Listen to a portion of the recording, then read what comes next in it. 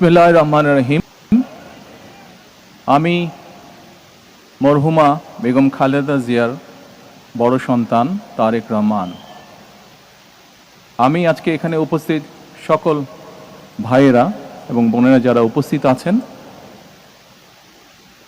মরহুমা বেগম খালেদা জিয়া জীবিত থাকাকালীন অবস্থায় যদি আপনাদের কারো কাছ থেকে কোনো ঋণ নিয়ে থাকেন, দয়া করে আমার সাথে যোগাযোগ করবেন। আমি সেটি পরিশোধের ব্যবস্থা করব ইনশাআল্লাহ।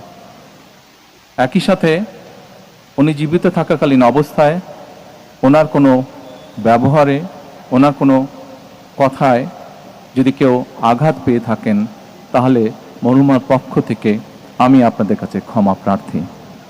দোয়া করবেন আল্লাহ তাআলা যাতে ওনাকে বেহেশত দান করেন। আসসালামু আলাইকুম। তারেক রহমান একজন আদর্শ বাবা মায়ের আদর্শ সন্তান প্রমাণ করলেন। মার জানাজায় পরিবারের পক্ষ থেকে বক্তব্য দিতে গিয়ে তিনি কোনো রকম রাজনৈতিক প্রতিহিংসামূলক বক্তব্য না দিয়ে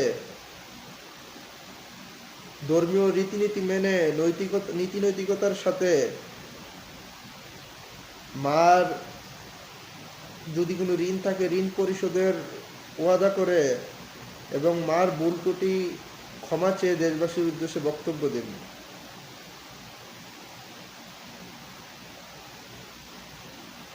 বিদায় হে চির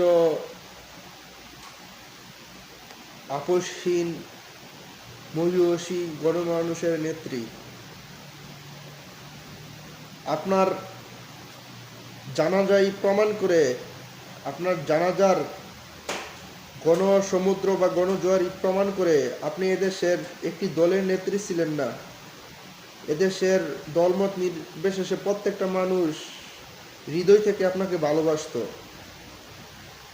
এবং আপনার ছেলের বাসায় সর্বশেষ বলতে চাই, আমরা মানুষ যেহেতু ভুল ত্রুটির ঊর্ধ্বে না, আল্লাহ যেন আপনার ভুল ত্রুটিগুলো ক্ষমা করে আপনাকে জান্নাতের উচ্চ মাকাম দান করেন এবং আপনি আজীবন আমাদের মাঝে আপনার আদর্শের জন্য চির অমর হয়ে থাকবেন।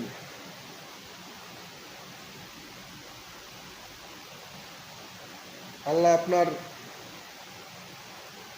সকল ভুল ত্রুটি মাফ করে আপনাকে জান্নাতের উচ্চ মাকাম দান করুক। আমিন।